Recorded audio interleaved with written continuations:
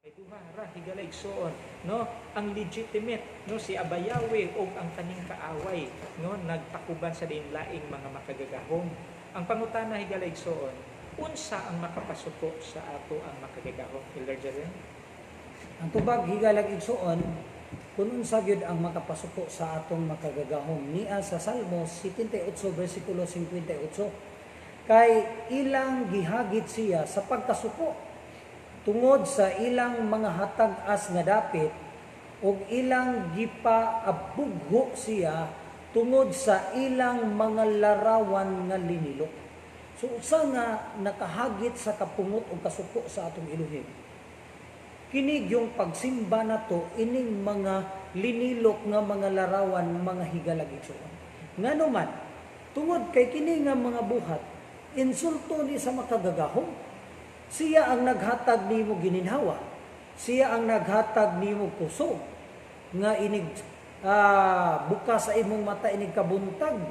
Nindot kaayo ang imong pagmata na kay kusog. Nindot ang kondisyon sa imong lawas. Ang Elohim naghatag nimo sakto nga hangin aron ikaw makapahimulos ni anak nga libre mga higalag igsoon. Siya ang naghatag nimo pagkaon nga makakaon ka adlaw-adlaw. Pero unsa may nahitabo, ang tao samtang nagpahimulos sa mga panalangin ni Amahang Yahweh, tuapod ni hatag sa iyang pagpasalamat o pagsimba ngadto sa mga linilok nga larawan. Ug mauni ang nakapahagit sa kasuko ni Abay Yahweh mga higalag igsoon. Ngano man, inay, mupasalamat ta sa nagpanalangin nato.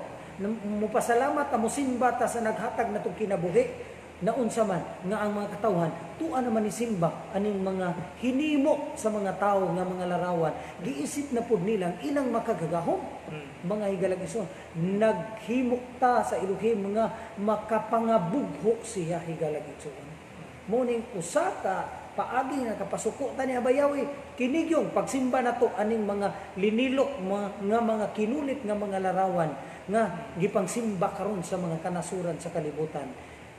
Mga higalag igsoon. Igsoon dani? Salamat Elder Jarwin.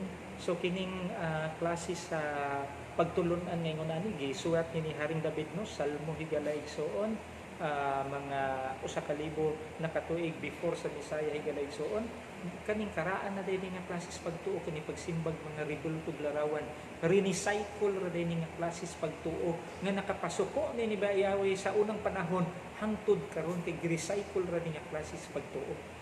Sunod nga pangutana, unsa ang hinulsulan o biyaan sa mga tao para dili mahigagom sa mga hampak sa kasuko sa Elohim sa iyang ikaduhang pagbalik? Ang tupag ang mga higalag igsoon niya sa Revelation chapter 9 verse 20. Ug ang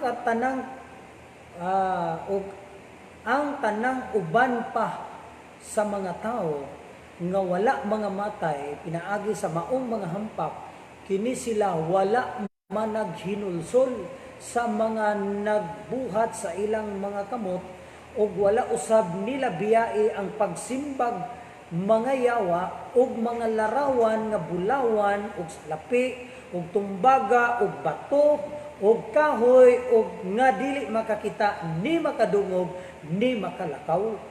So mauni ang butang nga wala gyud hinulsuli, wa gyud biyai sa mga tao mo'y hinungdan nga kanang mga tao nga nagapadayon niya ng maong paagis pagsimba mga higalag igsoon mahiagom gayud sa hampak sa kasuko niya Amahang Yahweh ug ngadto sa kalayo nga walay pagkapalong ang ikaduhang kamatayon ngadto sa pagbalik pag-abot ni Yeshua Messiah.